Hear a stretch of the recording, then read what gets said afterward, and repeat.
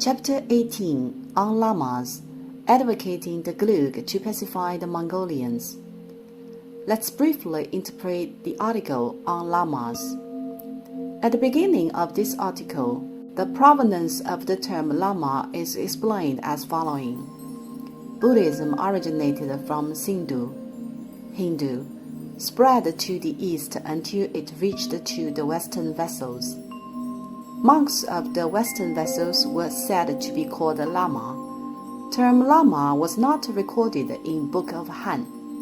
Namely, the appellation Lama was not available in Book of Han. The article then continuously says, it is interpreted in the language of Western vessels. La means supremacy, and Ma means emptiness or void. In other words, Lama refers to emptiness and supremacy in Tibetan, which is equivalent in Han Chinese to the appellation of a venerable master, Chinese Shangren, or guru, so and so.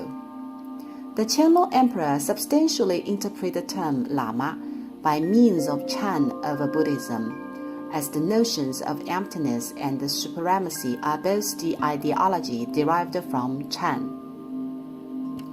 Next, the Qianlong Emperor addresses the intention on advocating the Glug, Yellow Hat sect. As he is not familiar with the history of Tibetan Buddhism, the Qianlong Emperor conflates the different schools of Tibetan Buddhism, just like most of us do. Lamas in Tibet are, as a matter of fact, classified into various sects, though we ordinary people usually treat all of them as lamas. It is mentioned in my other course, History of Tibetan Buddhism, that there are 5 major schools and 5 minor schools, from Sakya school, Kagyu school to Glug school. Seemingly, the Qianlong Emperor was not familiar with them. He said, Lama is also called the Yellow Hat sect.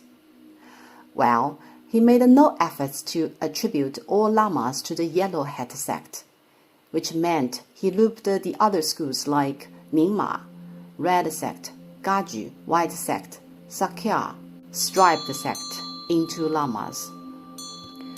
Derived from the Yuan dynasty and being valid to the Ming dynasty, title conferment as master of the country or imperial preceptor has been conducted. He addresses the issue of the appointment of the state preceptor in the Yuan and Ming dynasties in the annotations, which are of more than 1,000 words. However, as a matter of fact, Papa of the Yuan dynasty, Black Hats Kagyu, and Red Hats Kagyu were from different schools. Papa belonged to Sakya Striped sect, while Black Hats and Red Hats belonged to Kagyu White sect. He mixed them up and grouped all of them to Glug Yellow Hat sect. With the above information equipped, as in his mind the Glug school stood for Lamaism, he says continuously, the Qing dynasty's compliance to Lamaism is just a continuation of the faith of the previous dynasties. The intention of this paragraph was to state that we just continue the strategy of the former dynasty. Besides, the Qing dynasty even made some reform as there were so many masters and Dharmarajas. For instance, since mid-Ming dynasty, Black Hats Kagyu and Red Hats Kagyu have been conferred to each of the incarnated lamas. When it dated to the Qing dynasty, there was one lama, and only this very lama was conferred to the state preceptor, who took to Zhangjia Ropai Duoji, who grew up together with the Qianlong Emperor. With regard to the 2 titles of Banchan Deni and the Dalai Lama, the Qianlong Emperor merely considered them as the continuation of the previous dynasty, as he depicted in lamas. It is just an inherited observance with a refreshed name. Since Zhangkya Hutuktu was one of the Glug school's 4 Talkus lineages, incarnated lamas, and he grew up with the Qianlong Emperor, the Qianlong Emperor was quite familiar with the history of the Yellow Hat sect, including the founder, Master Tsongkhapa of Gelug, the Dalai Lama reincarnation lineage, Banchan Erdeni reincarnation lineage, etc., and the history of the Yellow Hat sect in the annotation was properly addressed. Following the depiction of the history of the Yellow Hat sect and the support to Lamaism of the former dynasties, he stated a reason to advocate the Yellow Hat sect labeling with necessity or strategy. He said, Dalai and the Banchan reincarnation lineages of the Yellow Hat sect have been the roles heading the regime of both religious and administrative affairs. All tribes of the Mongolia pledge their faith sincerely to the Gelug. It does matter to advocate the Yellow Hat sect to pacify the Mongolians. In other words, the Yellow Hat sect have to be protected strategically, but this is not a flattering conduct to lamas. This paragraph sets forth the obliged necessity for the protection.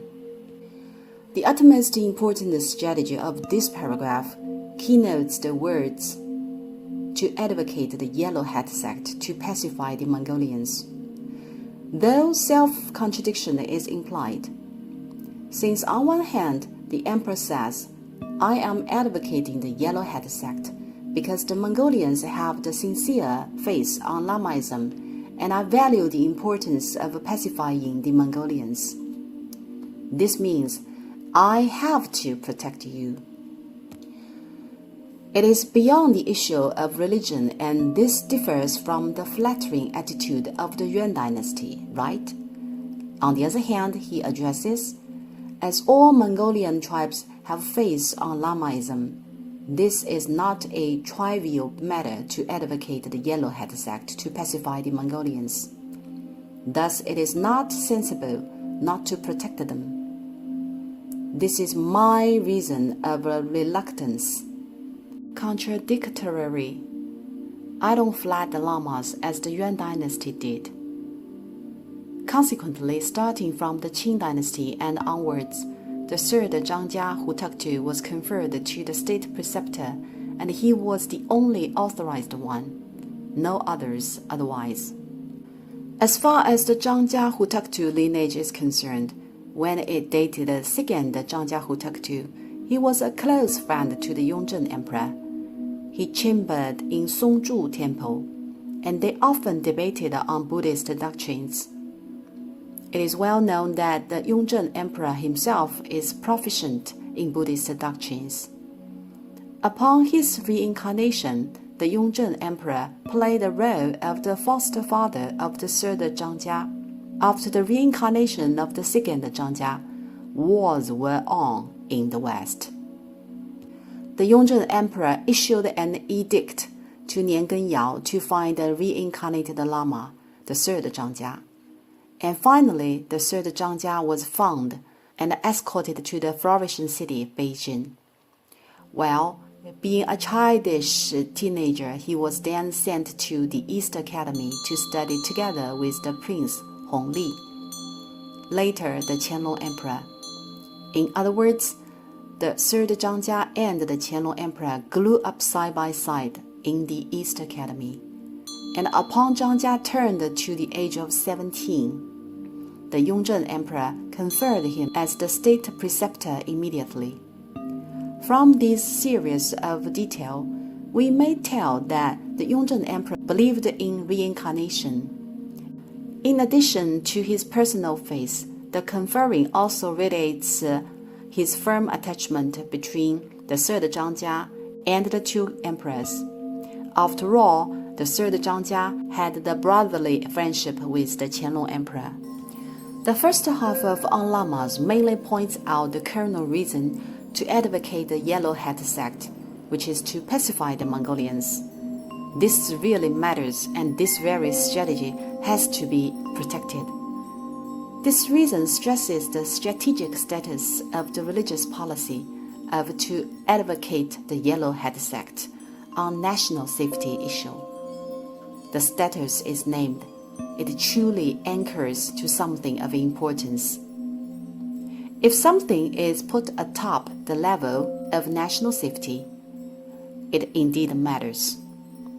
Besides, it expounds the relationship between religion and politics, which is necessary to protect it, with the subtext of reluctant necessity to protect it.